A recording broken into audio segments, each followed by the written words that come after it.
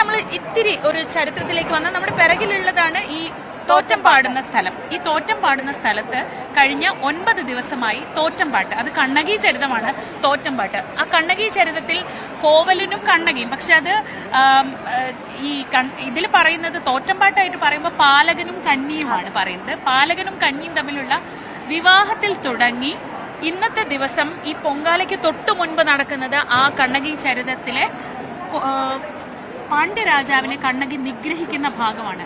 നിഗ്രഹിച്ചു കഴിഞ്ഞാൽ അത്രയ്ക്ക് രോഷാകുലിയാണ് ദേവി.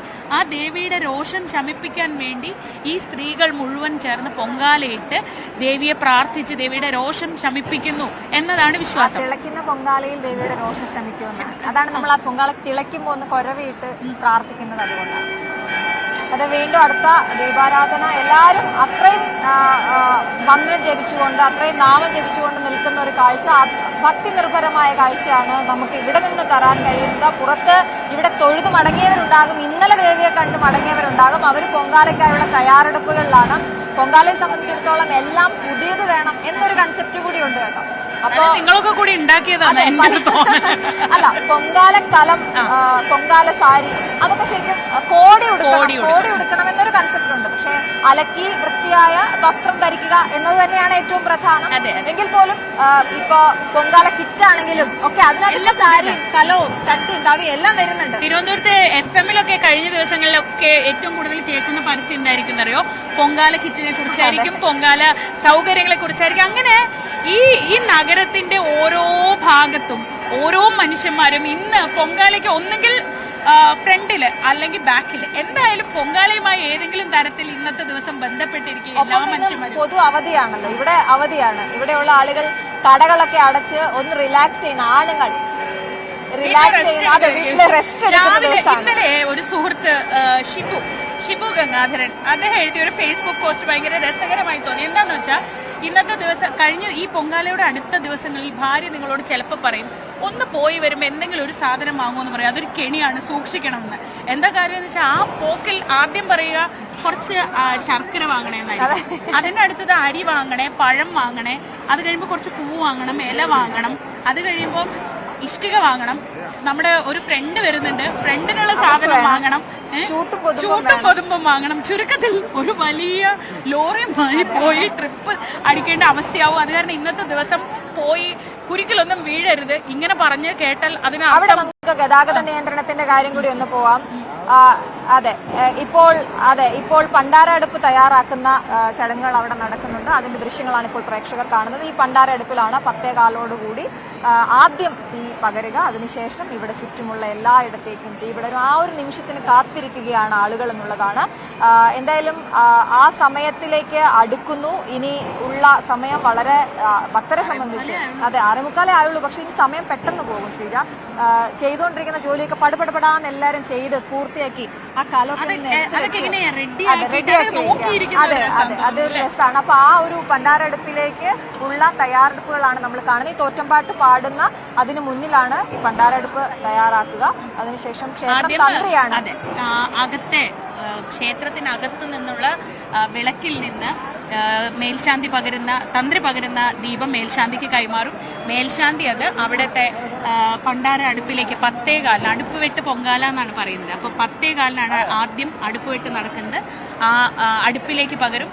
അതാണ് പിന്നെ ഇവിടെ ആ സമയത്ത് അതേ സമയത്ത് ഈ വെടി ശബ്ദങ്ങൾ, കതിന വെടിയുടെ ശബ്ദങ്ങൾ ഉയരുന്നതോടുകൂടി ഈ തിരുവനന്തപുരം നഗരത്തിലും, ഇപ്പൊ എനിക്ക് തോന്നുന്നു തിരുവനന്തപുരം നഗരത്തിൽ മാത്രമല്ല കേട്ടോ, ഇങ്ങോട്ട് വരാൻ പറ്റാത്തവരൊക്കെ അതത് നാട്ടിൽ അവരവരുടെ വീട്ടിലും അവരവരുടെ വീട്ടുമുറ്റങ്ങളിലും ഒക്കെ പൊങ്കാല തയ്യാറാക്കുന്ന ഒരു വളരെ എന്താ പറയാ ശ്രദ്ധേയമായ ഒരു കാര്യം കൂടി നടക്കുന്നുണ്ട്. അപ്പൊ ആ അടുപ്പുകളിലൊക്കെ 10:15 തീ പകരും. അങ്ങനെ ഈ ഒരു വർഷമായി കാത്തിരുന്ന്, ഒരു വർഷത്തെ കാത്തിരിപ്പെന്ന് നമ്മൾ വെറുതെ ഭംഗിക്ക് പറയുന്നതല്ല കേട്ടോ, അത് ഒരു പൊങ്കാല കഴിയുമ്പോൾ അടുത്ത പൊങ്കാലയ്ക്ക് നമുക്ക് ഇങ്ങനെയൊക്കെ ചെയ്യണം എന്ന് പറഞ്ഞ് ആലോചിച്ച് അതിന് വേണ്ട കാര്യങ്ങളൊക്കെ ചെയ്യും. അപ്പോൾ അങ്ങനെയുള്ള ആ ഒരു വർഷത്തെ കാത്തിരിപ്പിനാണ് ഇന്ന് ഒരു പരിസമാപ്തിയാവാൻ പോകുന്നത്. എന്തായാലും വീട്ടിൽ നിന്ന് ഇനി ഇറങ്ങാൻ ഇരിക്കുന്നവരുണ്ടാവും, അവർക്ക് വേണ്ടി നമുക്ക് ഗതാഗത നിയന്ത്രണത്തിന്റെ കാർഡൊന്ന് കാണിക്കാം.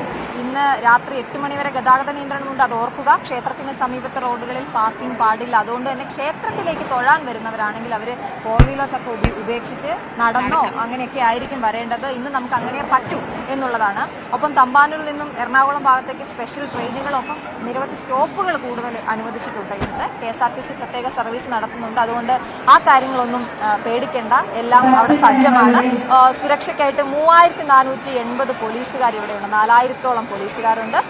ഇത്തവണയും ഹരിത പൊങ്കാലയാണ് എന്നുള്ളത് എല്ലാവരും ഒന്ന് മനസ്സിലിട്ടേക്കുക, അല്ലെ? ഓരോരുത്തരും അതിനായിട്ട് തയ്യാറെടുത്താലേ അത് പ്രാവർത്തികമാവുകയുള്ളൂ. അതുകൊണ്ട് അതെല്ലാവരും ഒന്ന് മനസ്സിലിട്ടേക്കുക. നമുക്ക് ഭവ്യയുടെ അടുത്തേക്ക് ഒന്ന് പോകണം.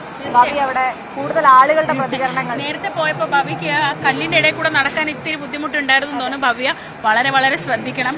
അവരോട് നമ്മളെങ്ങാനും ഒന്ന് കയ്യോ കാലോ ഒന്ന് തട്ടിപ്പോയാൽ അവരുടെ ഭാഗത്തു നിന്ന് വളരെ രൂക്ഷമായ പ്രതികരണമായിരിക്കും. അത്രയും തയ്യാറെടുപ്പിൽ അവരത്രയും പ്രാർത്ഥനയോടെ ഇരിക്കുന്ന സമയമാണ്. അപ്പൊ ഭവ്യ, അവിടെ എന്താണ് കാഴ്ചകൾ? താലപ്പൊലി കുട്ടികളെയൊക്കെ കാണുന്നുണ്ടായിരുന്നു നേരത്തെ.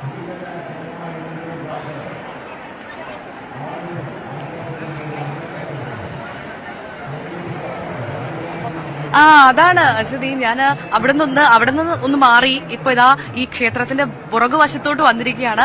ഇവിടെ നമുക്ക് കാണാൻ സാധിക്കും നല്ല സുന്ദരികളായി ഒരുങ്ങിയ നല്ല കുറെ കൺമണികളെയാണ് നമുക്ക് കാണാൻ സാധിക്കുന്നത്. അവർക്കൊപ്പം അവരുടെ അമ്മമാരൊക്കെ ഉണ്ട്, നല്ല സെറ്റ് സാരികൾ കൊടുത്ത അമ്മമാരുണ്ട്. ഇത് കാണുന്നില്ലേ? നല്ല എന്താ പേര്? അമ്മയെ പോലെ ഒരുങ്ങിയാണോ? സുന്ദരിയായിരിക്കുന്നല്ലോ. അദ്രിജ എത്രയല്ല പഠിക്കുന്നേ? പൊക്കോ ഇവിടെ പിടിച്ചു നിർത്തി കഴിഞ്ഞാൽ വഴക്കൂടെ കേൾക്കും. അതാ നമുക്ക് കാണാൻ സാധിക്കും നല്ല സുന്ദരികളായിട്ട് ഒരുങ്ങിയ രാവിലെ മുതൽ മാല കേട്ടിരിക്കുന്നല്ലോ. എന്താ പേര്?